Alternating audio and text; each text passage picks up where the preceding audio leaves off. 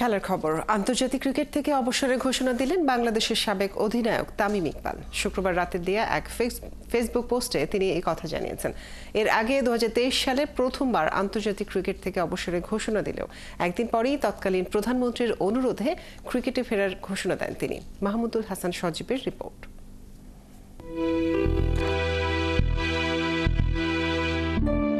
আন্তর্জাতিক ক্রিকেটে আমার অধ্যায় শেষ। ফেসবুকে হঠাৎ করেই এমন পোস্টে তামিম জানিয়ে দিলেন বাংলাদেশের হয়ে আর কখনো তিনি খেলবেন না। দেশের ক্রিকেটে তামিমকে নিয়ে আলোচনা অনেকদিন ধরেই। ঠিক করে বললে 2023 সালের জুলাই মাস থেকে যা বেশ উত্তাপ ছড়িয়েছে। হুট করে ইন্টারন্যাশনাল ক্রিকেটকে না বলে দিয়েছিলেন দেশ সেরা ওপেনার। কোটি কোটি ভক্ত আর তৎকালীন প্রধানমন্ত্রীর অনুরোধে ঠিক পরদিনই ক্রিকেটে ফেরার ঘোষণা দেন তিনি।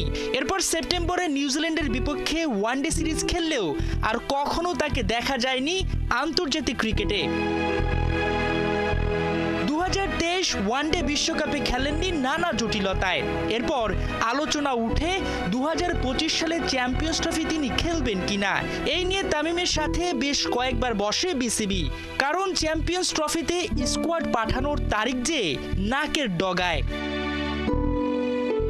টাইগার কাপ্তান নাজমুল শান্ত, সাকিব, তামিম দুই বড় ভাইকে দলে চেয়েছিলেন। বিসিবি তামিমের চ্যাম্পিয়ন্স ট্রফিতে খেলার বিষয়টা নিশ্চিত করতে না পারলেও তামিম ঠিকই ফেসবুক পোস্টে না জানিয়ে দিলেন। তিনি তার ফেসবুক পেজে জানান, অনেকদিন ধরেই অবসর নিয়ে ভাবছিলেন।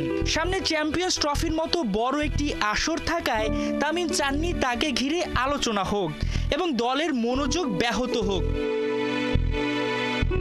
অবশ্য এই চাওয়া আজকাল থেকে নয়। তাকে নিয়ে যাতে জল ঘোলা না হয় সেজন্য অনেক আগে নিজেকে বিসিবির কেন্দ্রীয় চুক্তি থেকে সরিয়ে নিয়েছিলেন, যা পোস্টে স্পষ্ট করেন তামিম।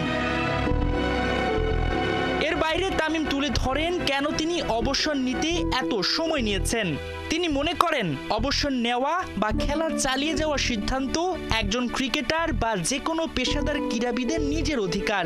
তামিম নিজেকে সময় দিয়েছেন এবং মনে হয়েছে অবসর নেওয়ার সময়টা এখনই উপযুক্ত।